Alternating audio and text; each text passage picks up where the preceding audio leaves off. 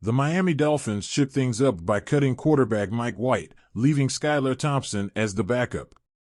That's big, but let's be real, it's just the tip of the iceberg. The hard part? That's coming. We're talking about a team stacked with talent, with dreams of going all the way, and it's time to make the tough calls. Who stays? Who goes? And who ends up as just another name on the waiver wire? You look at the running backs and wonder, who's going to make the cut? Raheem Mostert, Devon Achane, and Jalen Wright? They're safe. But what about Jeff Wilson Jr. and Chris Brooks? Wilson's been around, and coaches love him. He's that steady hand, the guy you trust when things get rough. Plus, he's already rocked that orange jersey, showing he's been one of the best out there in both OTAs and camp. On the flip side, Brooks has that youthful spark. He's young, hungry, and undrafted, the kind of guy who's got everything to prove. Remember that 59-yard dash in preseason? Yeah, that's the kind of thing that sticks in your mind. So, who do you go with? The reliable vet or the young gun? Tight ends? That's another mess. Jonnu Smith and Durham Smythe?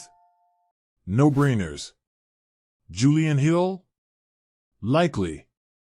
But then what? Do you really keep four?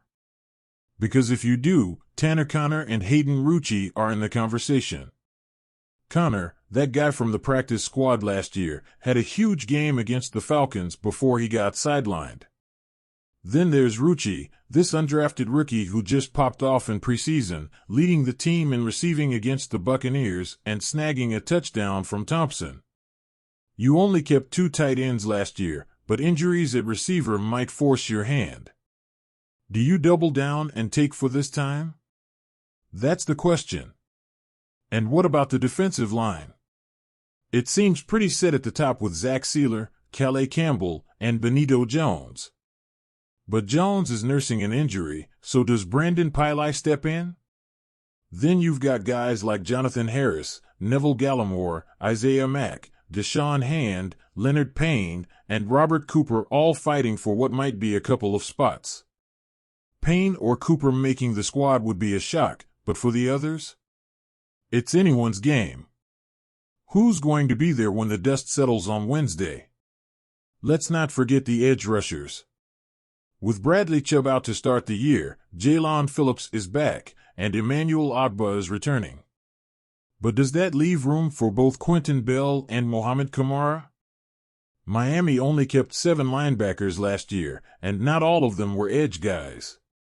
Plus, Ogbah was technically a defensive lineman. So, do you go with 5 edge players, knowing Chubb's coming back to make it 6? Can you risk letting Bell or Kamara hit the waiver wire and expect them to be there if you need them later?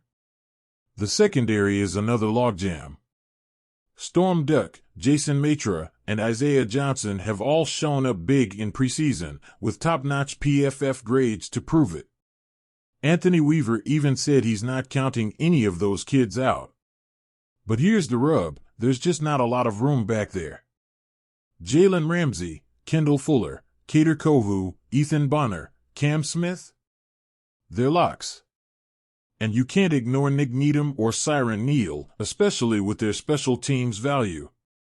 Safeties crowded too with Marcus May, Elijah Campbell, and Patrick McMorris battling it out. Duck, Johnson, and Matra? They've done everything they can, but is it enough?